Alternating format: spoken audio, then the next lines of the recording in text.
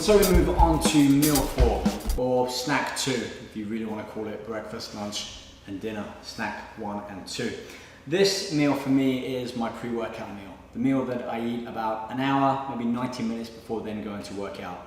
So let's get started on the recipe, and just to remind you that this is the third meal, meal 2, 3, and 4, that has that same macronutrient ratio. So really the same protein, carbohydrates, and fats as the last 2 meals, allowing you to switch up, or if you want, have that same meal, either one of them, for all 3 meals. This really is up to you.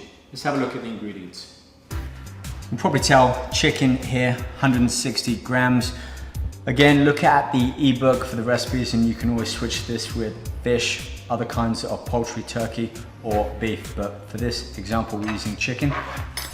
This here, this is quinoa. This is our carbohydrates, where we're getting most of it from today. It's actually a complete source of protein, although we are relying on our poultry there with the chicken.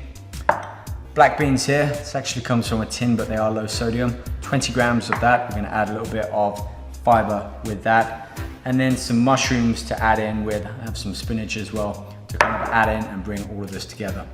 As a substitute, if you want, you can use couscous or brown rice, but quinoa and chicken are on the recipe for today. First off, I'm gonna heat the pan and get this chicken chopped up into smaller pieces.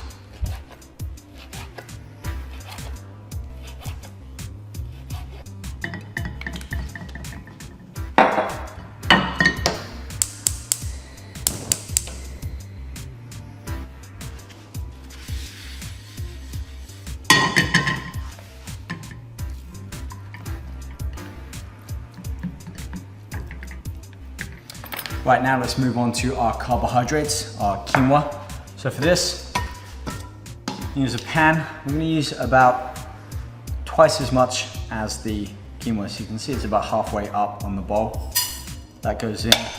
I'm gonna put about 2 parts water. And then get this over kind of a medium heat.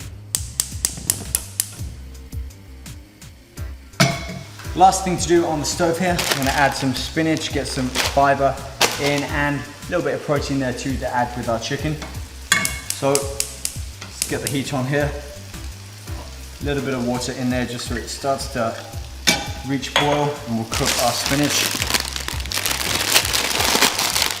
I said earlier, I consider green a free food. So I'm gonna take a nice big handful there, get that in the pan. And just allow that to simmer and let the heat start to wilt the leaves.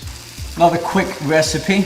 All we need to do now is add our beans in with that chicken and get the mushrooms in there as well.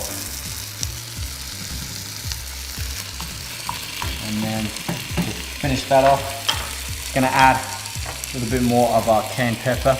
The reason I keep using this is twofold actually. One, I like the taste of it, so that's a benefit. And 2, that cayenne pepper has a bit of a thermogenic effect, increasing our metabolism. Not by much, but you know, every little helps.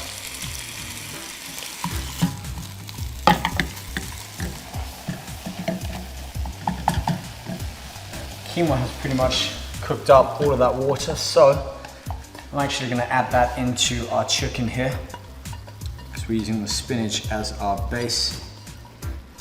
And again, if you're cooking meals to take with you to work, school, college, out and about, wherever it may be, you can switch this up. This can be broccoli, this can be brown rice if you want to change it up from day to day. But the procedure remains the same. Again, this can be fish if you want. If you want to keep the same meal as meal 2 for meal 3, that's fine. Let's turn everything off.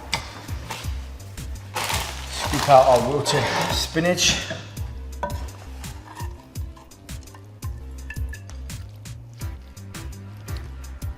Quinoa, just kind of plate down in the middle there.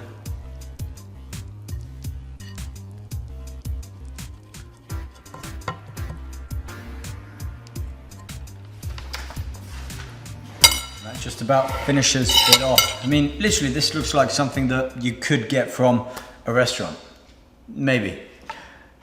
The important thing is we have the right amount of protein, carbohydrates, and fats there. Fats coming from really that was in the chicken and a little bit that we added from the olive oil.